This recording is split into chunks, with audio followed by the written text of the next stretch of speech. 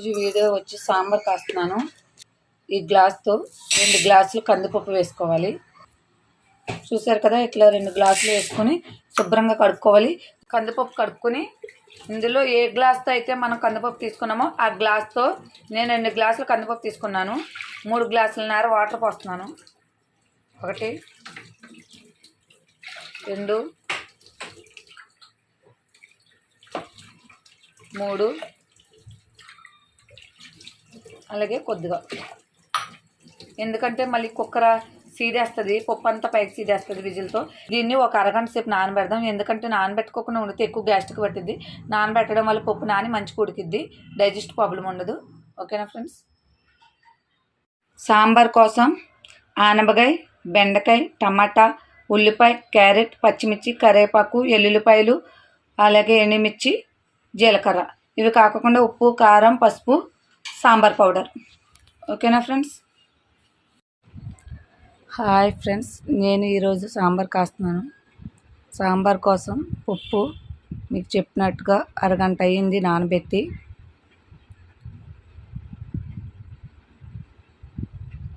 ఆ నానబెట్టిన కందిపప్పులో కొద్దిగా ఆయిల్ వేసుకోవాలి. అలాగే కొంచెం పసుపు,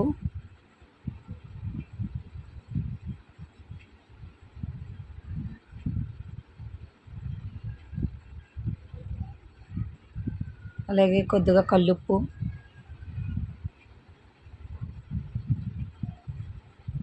అందులోనే కొంచెం కారం,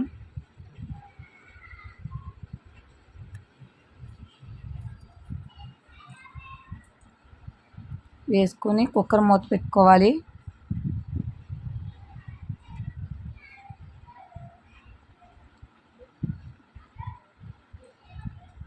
ఇలా కుక్కర్ మూత పెట్టుకున్న తర్వాత పప్పు 6 విజిల్స్ వచ్చేంత వరకు దీన్ని బాగా ఉడకబెట్టుకోవాలి. ఉడికిన వెంటనే మూత తీయొద్దు, కుక్కర్ పేలుతుంది. కుక్కర్లో పప్పు ఉడికేలోపు పక్కన ప్యాన్ పెట్టుకుని కూరగాయలన్నీ ఆయిల్లో మగ్గనిద్దాం. చూసారు కదా, స్టవ్ వెలిగించి ప్యాన్ పెట్టుకుని ప్యాన్లో ఆయిల్ వేసుకోవాలి. మీకు సరిపడా ఆయిల్ వేసుకోండి.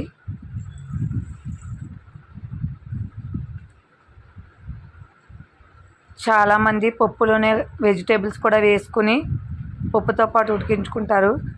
నాకు అలా ఇష్టం ఉండదు. ఇలాగైతేనే ఆయిల్లో బాగా మగ్గి ఎక్కువ టేస్ట్ వస్తుంది. అందుకని చెప్పి నేను సపరేట్గా ఫ్రై చేస్తాను. చూసారు కదా, ప్యాన్ పెట్టుకుని ప్యాన్లో ఆయిల్ వేసుకొని జీలకర్ర, ఎండుమిరపకాయలు, కరివేపాకు, ఎల్లుల్లిపాయలు వేసుకొని బాగా వేయించుకోవాలి. కరివేపాకు పేలుతుంది కాబట్టి మనం మూత పెట్టుకోవాలి. కొంచెం పేలటం ఆగేంత వరకు గ్యాస్ దగ్గర చాలా జాగ్రత్తగా ఉండాలి. చూసారు కదా, కరివేపాకు కడిగి ఎక్కువసేపు అయినా కానీ పేలుతుంది కరివేపాకు, కాబట్టి మనం మూత పెట్టుకుని కొద్దిసేపు పేలతం ఆగేంత వరకు ఉంచుకోవాలి. పేలతం ఆగిన తర్వాత మూత తీసుకుని వాటిని బాగా ఫ్రై చేసుకోవాలి. బాగా ఫ్రై అయిన దాంట్లోని ఆనపకాయలు, ఉల్లిపాయలు, క్యారెట్, టమాటాలు, బెండకాయలు వేసుకొని బాగా కలుపుకోవాలి. చూసారు కదా, మొత్తం వెజిటేబుల్స్ అన్నీ వేసేసాను. ఇలా వెజిటేబుల్స్ అన్నీ వేసేసి బాగా కలుపుకోవాలి. ఈ విధంగా బాగా కలుపుకున్న తర్వాత మూత పెట్టుకుని ఎక్కువసేపు మగ్గనివ్వాలి వీటిని. చూసారు కదా, ఈ విధంగా మగ్గిన తర్వాత ఇందులోనే సరిపడా కారం, అలాగే సరిపడా పసుపు,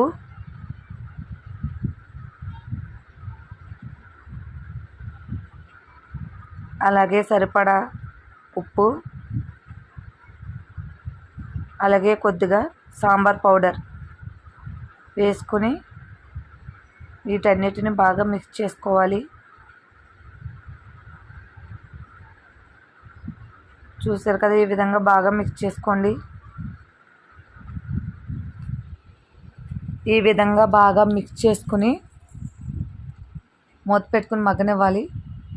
ఈలోగా పక్కన పప్పు కూడా ఉడికిపోయింది. చూసారు కదా, మెత్తగా ఉడికిపోయింది పప్పు అంతా. పప్పు గుత్తితో రుబ్బుకోవచ్చు, లేకపోతే గట్టితోనే నలుపుకోవచ్చు. కాకపోతే నేను మిక్సీ పట్టాను. చూశారు కదా ఎంత మెత్తగా అయిందో. ఆ పప్పు అంతా మిక్సీ జార్లో వేసుకుని మిక్సీ పట్టేసుకున్నాను.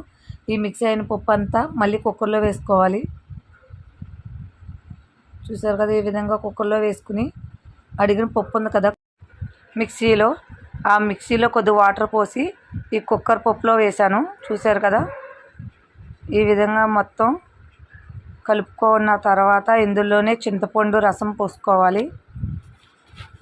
ఇలా మొత్తం చింతపండు రసం అంతా పోసుకున్న తర్వాత మనం పక్కన పెట్టుకుని వేపుకున్న వెజిటేబుల్స్ అన్నీ ఈ సాంబార్లో వేసుకోవాలి. ఈ విధంగా మొత్తం వెజిటేబుల్స్ అన్నీ సాంబార్లో వేసుకుని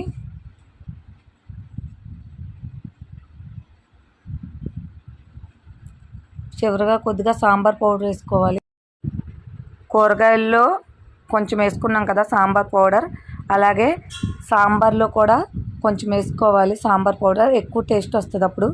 ఈ విధంగా సాంబార్ పౌడర్ వేసుకున్న తర్వాత మొత్తం ఒకసారి కలుపుకొని స్టవ్ మీద బాగా మరగనివ్వాలి. సాంబార్ ఎంతసేపు మరిగితే అంత టేస్ట్ వస్తుంది. అలాగని చెప్పి మొత్తం మరగబెట్టుకోమని కాదు, కొంచెం సేపు మరగనివ్వాలి సాంబార్ మొత్తాన్ని. చూశారు కదా ఈ విధంగా మొత్తం సాంబార్ అంతా మరగనివ్వాలి.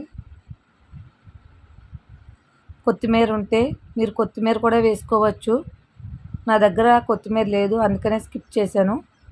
చూశారు కదా సాంబార్ ఎలా మరుగుతుందో. అందులోనే బెండకాయలు, టమాటాలు, ఆనపకాయలు ఎలా కనిపిస్తున్నాయో చూశారు కదా. ఇట్లా పక్కన ఫ్రై చేసుకుని వెజిటేబుల్స్ వేసుకోవడం వల్ల సాంబార్ చాలా టేస్టీగా ఉంటుంది. చూశారు కదా ఈ విధంగా మీరు సాంబార్ తయారు చేసుకోండి, చాలా టేస్టీగా ఉంటుంది. ఇలా సాంబార్ మొత్తం మరిగిపోయిన తర్వాత స్టవ్ ఆఫ్ చేసుకుని కొత్తిమీర చల్లుకోండి పైన, చాలా చాలా బాగుంటుంది. చూశారు కదా ఫ్రెండ్స్ సాంబార్ రెడీ అయిపోయింది. వెజిటేబుల్స్ అన్నీ ఎలా కనిపిస్తున్నాయో, బెండకాయలు, ఆనపకాయలు, క్యారెట్లు, టమాటాలు ఇవన్నీ. Okay bye friends.